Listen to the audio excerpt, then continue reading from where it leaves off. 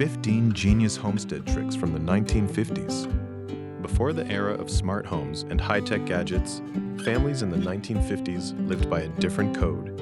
It was a time of self-reliance, cleverness, and making the most of every single resource. On the American homestead, nothing went to waste, and every problem had a simple, ingenious solution. These weren't just life hacks, they were the survival skills that built a nation. But as the world moved toward convenience, these brilliant tricks were tucked away in old journals and forgotten memories. Until now, in 2026, we are bringing back the 15 Genius Homestead tricks from the 1950s that will change the way you live today. Let's see how many your grandparents used. Before expiration dates were printed on every carton, 1950s housewives knew a secret. They didn't need a label, they needed a bowl of water. If the egg sank to the bottom and laid flat, it was fresh. If it stood up, it was older, but still good. But if it floated, it was gone. This simple trick saved countless meals and prevented waste.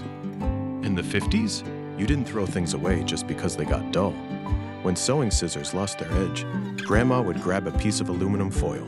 By folding the foil several times and cutting through it with the scissors, the friction would miraculously hone the blades. Simple, fast, and free. Early spring frosts could ruin a garden, but 1950s homesteaders were ready. On cold nights, they would place a small kerosene lantern inside a large clay pot in the center of their greenhouse. The pot acted as a radiator, holding and slowly releasing heat to keep the tender seedlings from freezing. It was low-tech engineering at its finest. Soap was the enemy of a well-seasoned cast iron skillet. Instead of scrubbing away the flavor, they used a handful of coarse salt and a bit of oil. The salt acted as a natural abrasive, removing stuck-on food without damaging the precious non-stick surface Grandma spent years building. Plastic pots didn't exist on every corner back then. Every empty coffee tin was saved, punctured at the bottom, and turned into a sturdy, long-lasting seed starter. These metal tins held heat better than modern plastic, giving the early spring crops a warm, healthy start. Long before chemical sprays dominated the market, homesteaders looked to the pantry.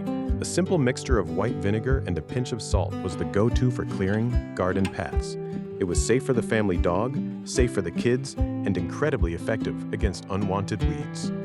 Keeping potatoes from sprouting was a constant battle. The trick was to store them in a dark, cool place inside a burlap sack with a few dried lavender sprigs, or a single apple. The apple released ethylene gas, which surprisingly slowed down the sprouting process, keeping the harvest firm all winter. If the whetstone was missing, the bottom of a heavy ceramic mug was the answer. The unglazed ring on the underside of a mug is the perfect grit for a quick kitchen sharpen. A few strokes on each side, and your paring knife was back to work, just like Grandpa showed us. In the 50s, even the smallest sliver of soap was precious.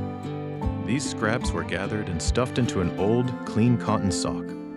The sock acted as both a washcloth and a foaming lather, ensuring that every last bit of soap was used to the very end. A clean coop meant healthy hens. Instead of expensive deodorizers, homesteaders used a generous dusting of baking soda under the fresh straw. It neutralized odors and kept the environment dry, leading to happier birds and more eggs on the breakfast table. To keep moisture in the soil and weeds out, 1950s gardeners used what they had, the Sunday paper. They would lay wet sheets of newspaper around their tomato plants and cover them with a light layer of dirt.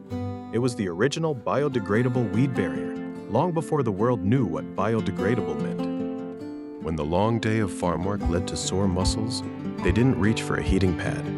They filled a small cloth bag with coarse salt, warmed it in a tempered vitamin, and pressed it to the ache. The salt held heat for hours and remarkably long time, providing deep, soothing relief to tired backs and shoulders. Cooking on a homestead was a messy business. If grease splattered on a Sunday shirt, a heavy dusting of cornstarch was applied immediately. It would soak up the oil overnight, allowing the stain to be brushed away the next morning without a trace. Instead of smelly mothballs, families used small blocks of cedar wood in their closets and chests. The natural oils in the cedar were a powerful deterrent for pests. It kept the winter woolens safe and left them smelling like the great outdoors, not a laboratory. In the heat of a 1950s summer, why turn on the stove? A large glass jar filled with water and tea bags was left on the porch railing all afternoon.